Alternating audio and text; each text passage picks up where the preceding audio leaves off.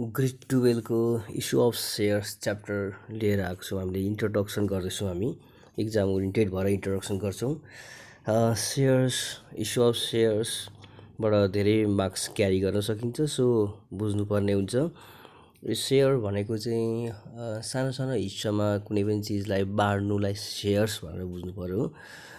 Total क्यापिटललाई सानो सानो हिस्सामा बाँड्नु अथवा डिभिजन गर्नु र प्रत्येक पिसको एउटै एमाउन्ट अथवा एउटै प्राइस क्रिएट गर्नु भनेकै सेयर्स हो। यहाँ प्रेजेन्ट गरिएको छ a unit of ownership that represents an equal proportion of a company's capital. एउटा युनिट क्रिएट गरिएको हुन्छ, इक्वल्ली एमाउन्टमा डिभिजन गरेर त्यसलाई सेयर भनिन्छ। It entitles its holder to an equal claim on the company's profit and an equal obligation for the company's debt and losses. हरेक सेयर्सहरू प्रत्येक सेयर्सहरूको चाहिँ इक्वल क्लेम रहन्छ प्रॉफिट र लसमा। Two major types of shares are one ordinary shares common stock which entitle the shareholder to share in the earning of the company as and when they occur, and to vote at the company's annual general meetings and other official meetings, and to preference share. Next ma preference share छ preferred stock,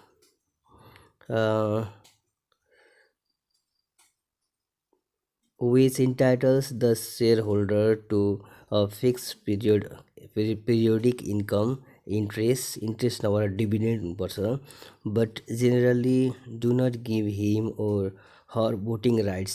अब यहाँ हामीले दुईवटा सेयर्सको बारेमा study गर्छौँ। Major दुईवटा shares हुन्छ, एउटा कमन स्टक जसलाई इक्विटी सेयर भनिन्छ र अर्को प्रिफरेन्स सेयर।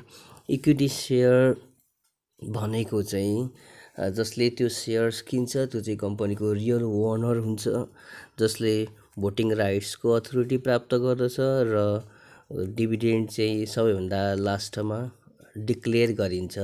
कति पर्सेन्ट डिभिडेन्ड अथवा प्रॉफिट सेयरिङ गर्ने भन्ने कुरा चाहिँ डिसिजन गरिन्छ annual general मिटिङबाट।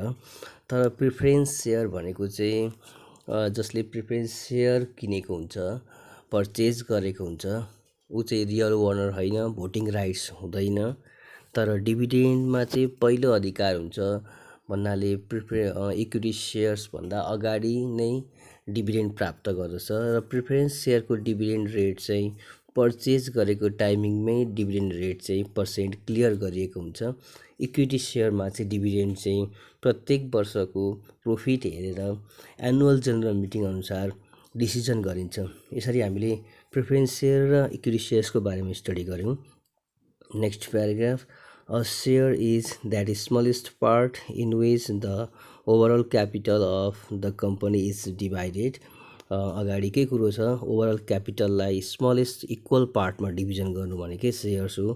Issue of shares is the process through which the company allocates fresh shares to the new or existing share holder. अब इस्यु अफ सेयर इस्यु गरिन्छ किन भन्दाखेरि क्यासको लागि हो। यहाँनिर issue of shares for cash पढ्दैछौँ हामी, र क्यापिटल कलेक्सन गरेको क्यास थ्रु। यसैले सेयर इस्यु गरिन्छ, विभिन्न प्रोसेसहरू अपनाएर गरिन्छ। न्यू सेयर होल्डरलाई अथवा एक्जिस्टिङ पुरानो सेयर होल्डरलाई नै सेयर इस्यु गर्न सकिन्छ। यहाँ भन्न खोजेको र सेयर इस्यु गर्दाखेरि चाहिँ लम्पसम बेसिसमा पनि इस्यु गर्न सकिन्छ अथवा इन्स्टलमेन्ट बेसमा पनि इस्यु गर्न सकिन्छ। Issue of shares for cash in lump sum भनेको चाहिँ सिङ्गल पेमेन्ट हुन्छ भन्नाले सेयर्सको सम्पूर्ण एमाउन्ट चाहिँ एकैचोटि कम्पनीलाई प्रोभाइड गर्नुपर्छ र सेयर होल्डर हुन पाइन्छ।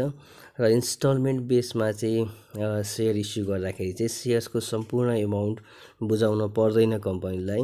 इन्स्टलमेन्ट बेसमा एमाउन्ट कम्पनीले कभर गर्दै जान्छ, ड्यू माग्दै अथवा रिसिभ गर्दै जान्छ।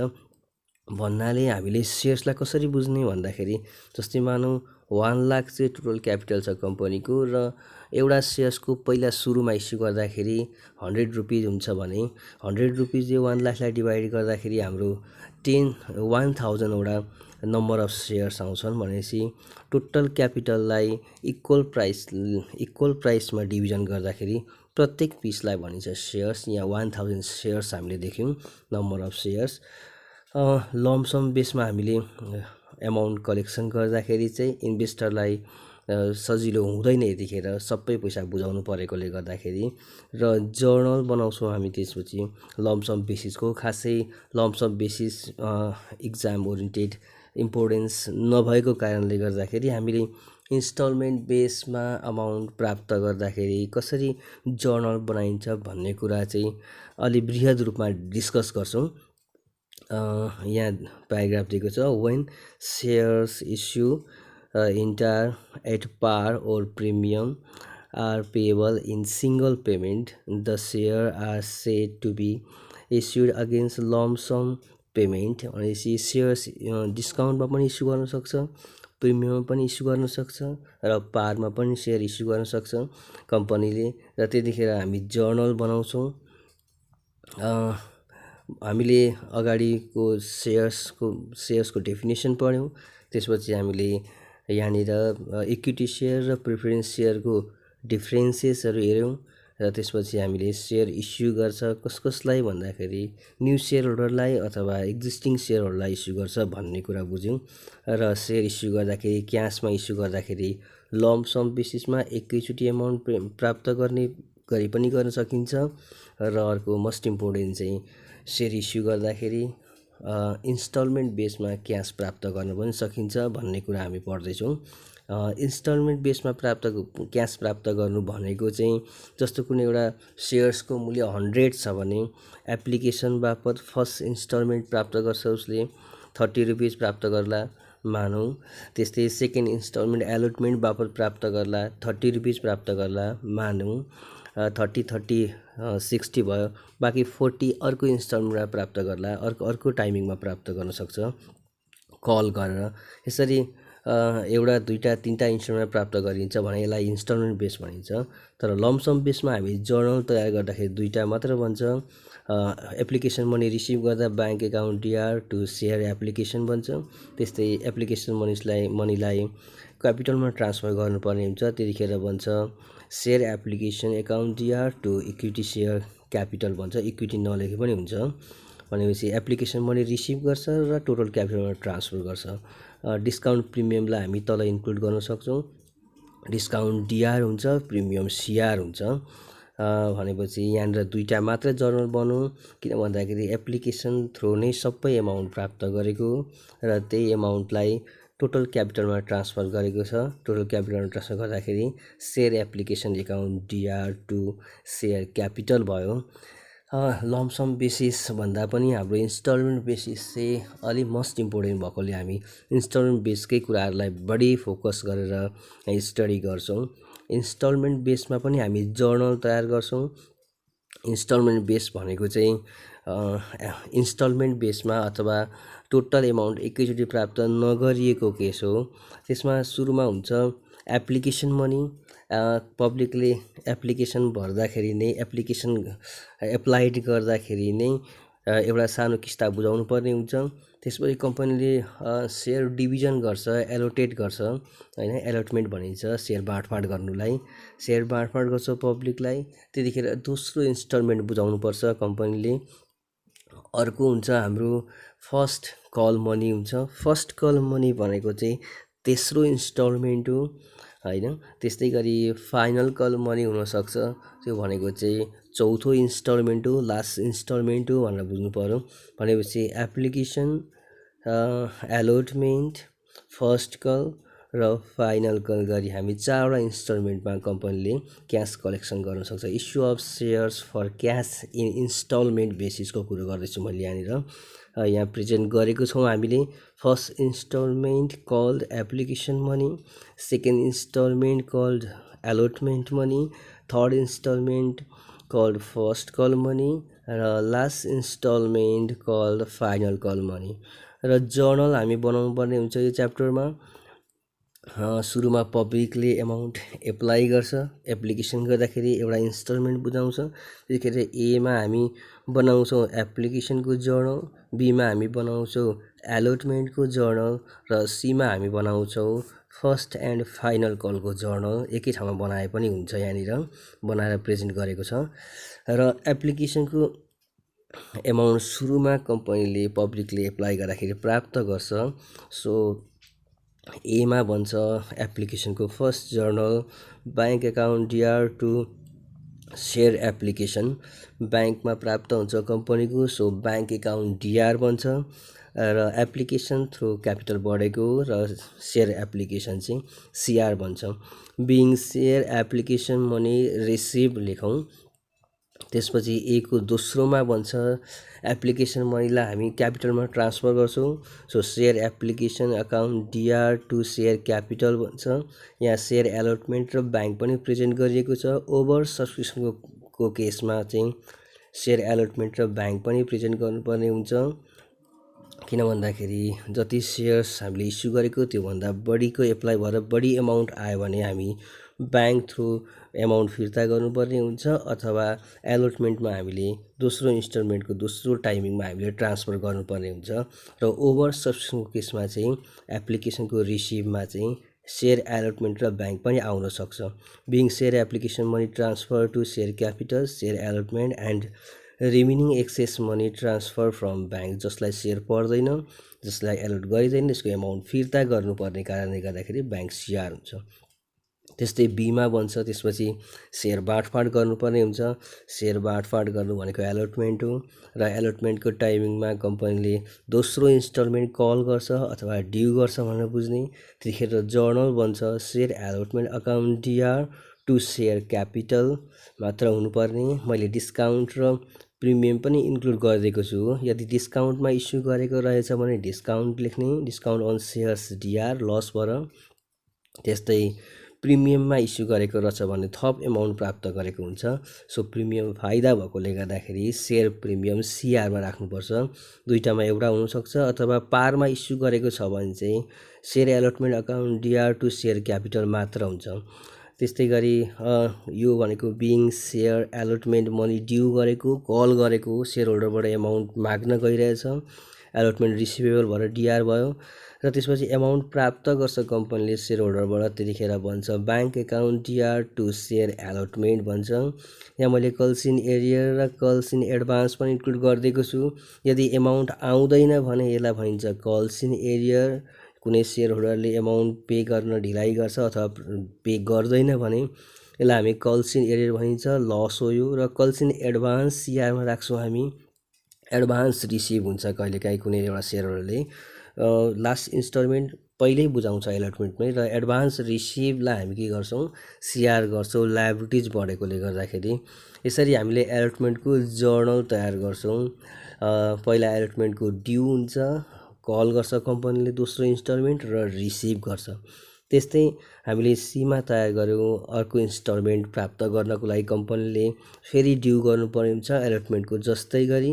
Share first and final account DR to share capital, यहाँ हामीले तेस्रो इन्स्टलमेन्टसम्म मात्र बनाएको छ, बाँकी सम्पूर्ण जर्नल सेम हुन्छन्।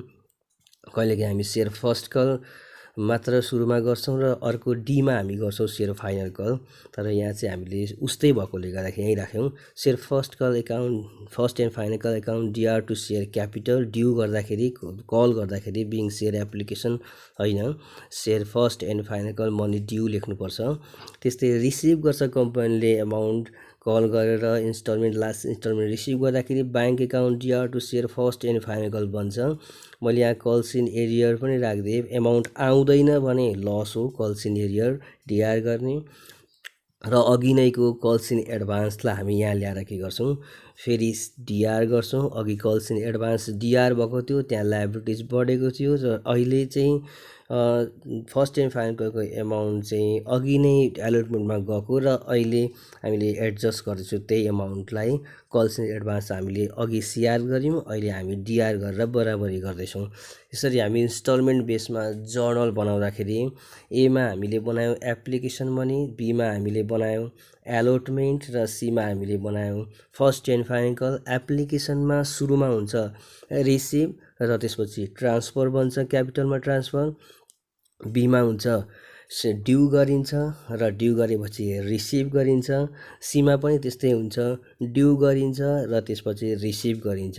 भनेपछि जर्नल हाम्रो बन्दो रहेछ एप्लिकेसनको रिसिभ र ट्रान्सफर, बीमा एलोटमेन्टको ड्यू र रिसिभ, र त्यस्तै फर्स्ट एन्ड फाइनलको पनि ड्यू र रिसिभ बन्छ। र हामीले सेयर फर्फिचर, रिइस्यु एन्ड ट्रान्सफरको बारेमा पनि पढ्नुपर्ने हुन्छ। सेयर फर्फिचर भनेको चाहिँ यदि कुनै सेयर होल्डरले एमाउन्ट पे गर्दैन अथवा कल्सिन एरियर रहन्छ भने time to time rules and regulations अनुसार कम्पनीले उसलाई फलो गरिरहेको हुन्छ र पनि एमाउन्ट प्राप्त हुँदैन भने ओनरसिपबाट उसलाई हटाउनु पर्ने हुन्छ सेयर होल्डरलाई र सेयर क्यान्सल गर्नुपर्छ। यसलाई भनिन्छ forfeiture.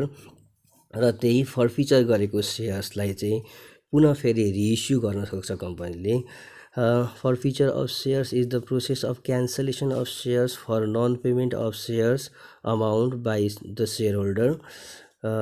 According to Company Act, company can withdrawing the shares allotted, seizing the amount already paid by the defaulters shareholder and reissue those shares। र कम्पनीले फर्फिचर गर्दाखेरि पहिला सुरुमा प्राप्त भएको एमाउन्ट चाहिँ फिर्ता गर्दैन ती सेयर होल्डरलाई।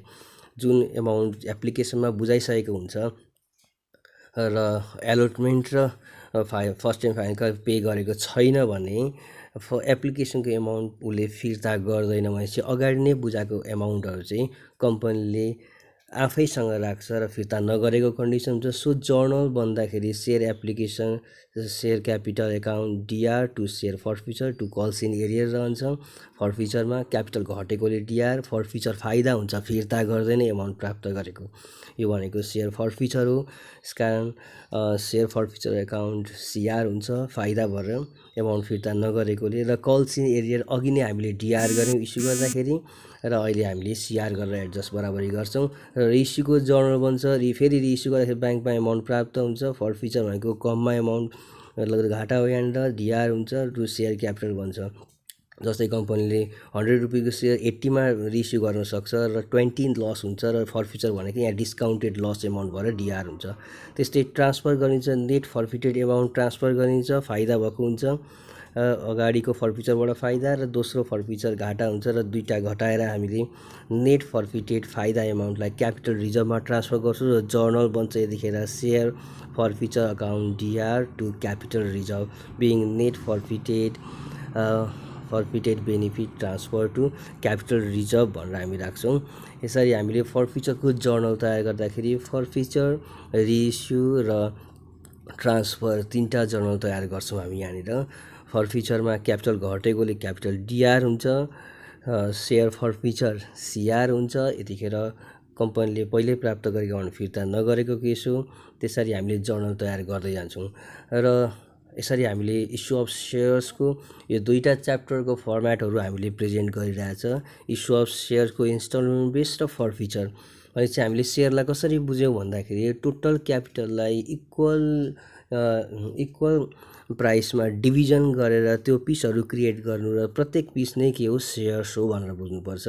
र दोस्रोमा हामीले इक्विटी सेयर र प्रिफरेन्स सेयरको डिफ्रेन्स हेऱ्यौँ। इक्विटी सेयर भनेको ओनरसिप प्राप्त गर्ने सेयर्स हो जसको भोटिङ राइट्स हुन्छ र जसले अन्तिममा मात्रै डिभिडेन्ड प्राप्त गर्छ, डिभिडेन्ड रेट डिक्लेयर हुँदैन। प्रिफरेन्स सेयर भनेको ओनरसिप प्राप्त गरेको हुँदैन र डिभिडेन्ड रेट चाहिँ पहिले डिक्लेयर गरिएको हुन्छ र इक्विटी सेयरभन्दा अगाडि नै उसले डिभिडेन्ड प्राप्त गर्दछ। र सेयर इस्यु गर्दाखेरि लम्पसम बेसमा पनि क्यास प्राप्त गर्न सक्छ, सिङ्गल पेमेन्ट सिङ्गल एमाउन्ट एकैचोटि एमाउन्ट प्राप्त गर्न सक्छ र त्यसपछि इन्स्टलमेन्ट बेसमा पनि प्राप्त गर्न सक्छ। भनेको सम्पूर्ण एमाउन्ट चाहिँ एकैचोटि प्राप्त नगरेर फर्स्ट, सेकेन्ड, थर्ड इन्स्टलमेन्ट गरेर प्राप्त गर्न सकिन्छ। लम्पसम बेसमा एप्लिकेसन एमाउन्ट प्राप्त गर्दा bank account DR to share application हुन्छ र ट्रान्सफर गर्नुपर्छ क्यापिटलमा, ठ्याक्कै भन्छ share application account discount DR to equity share capital अथवा सेयर क्यापिटल मात्रै लेख्नु हुन्छ। डिस्काउन्ट भयो डिआर, प्रिमियम भयो सिआर। र issue of shares for cash in instalment most important हो।